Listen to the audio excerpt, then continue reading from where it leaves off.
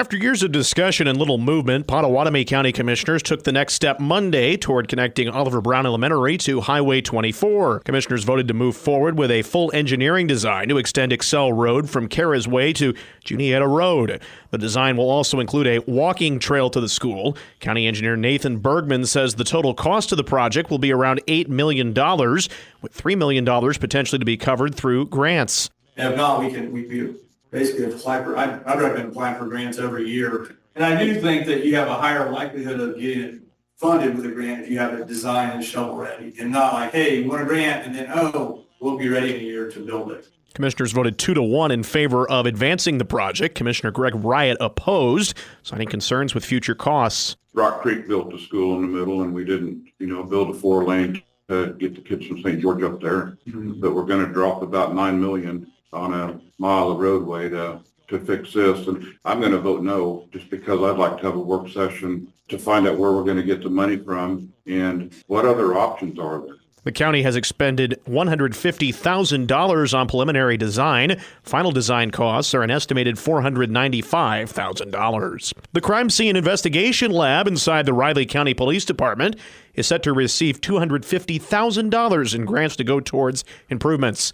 Senator Jerry Moran on Monday visited RCPD to announce the partnership, where he extended his best wishes to local law enforcement. Public Information Officer Ashley Tokoi says the department originally reached out about improving their fume hoods within the lab. Our lab technician, Michael Terms, was asking to improve. Specifically, he was interested in our lab ventilation hood. Ours is old and needing upgraded. Tokoi added that RCPD is committed to getting creative when it comes to finding funding opportunities. At RCPD, to get creative and to not ask for more taxpayer dollars than what we absolutely need. We are trying for other mechanisms to further improve RCPD and improve the quality of life for our citizens. The department will conduct a review sometime in the future to decide how to disperse leftover grant money. A top Kansas State University official is departing the university this summer for a position at another school. According to a Tuesday news release, Vice President for Research David Rozovsky will become the senior advisor to the president of Arizona State University in early July. He joined K-State back in July of 2021 to lead the university's research enterprise.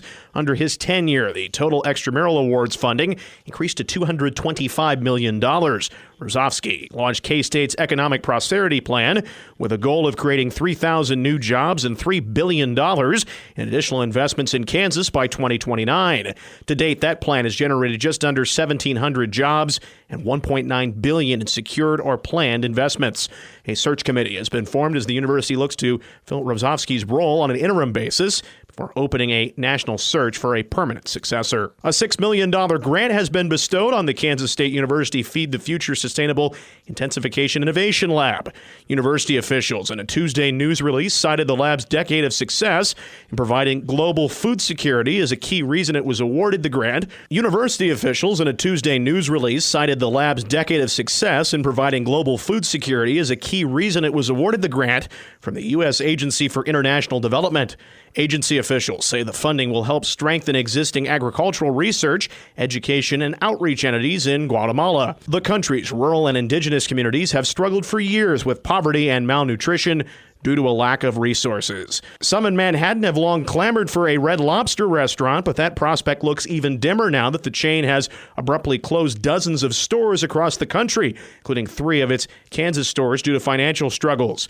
CNN reported that the company is liquidating restaurant inventory from restaurants, including kitchen equipment, furniture, tables, and chairs. The auction is being conducted through Thursday by TagX Brands, a leading restaurant liquidator. Red Lobster is reportedly considering filing for bankruptcy protection after declines in recent years due to a variety of factors, with some experts citing corporate mismanagement. Last fall, it was noted the company lost nearly $11 million in the third quarter of 2023. Red Lobster has closed locations in Kansas City, Olathe, and Salina, while stores in Topeka, Overland Park, and Wichita remain open.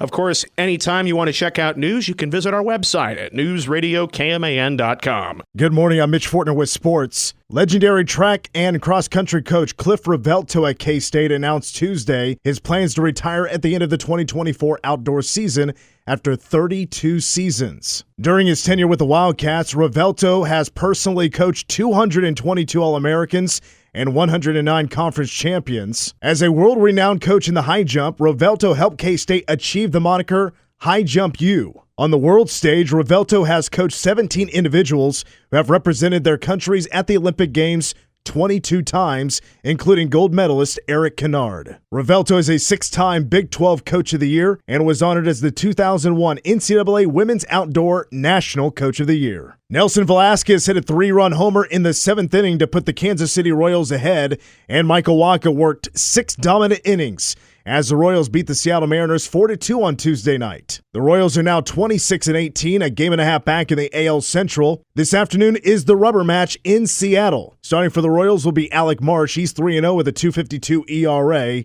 and first pitch is at 3:10. And Caitlin Clark, who emerged as the face of women's basketball while in college at Iowa, scored a team-high 20 points but committed 10 turnovers, the most in a career debut in WNBA history, as her Indiana Fever fell 92-71 to the Connecticut Sun in their season opener Tuesday at Mohegan Sun. The crowd of 8,910 marked the Sun's first home opener sellout since 2003, their inaugural game in Connecticut. I'm Mitch Fortner with sports.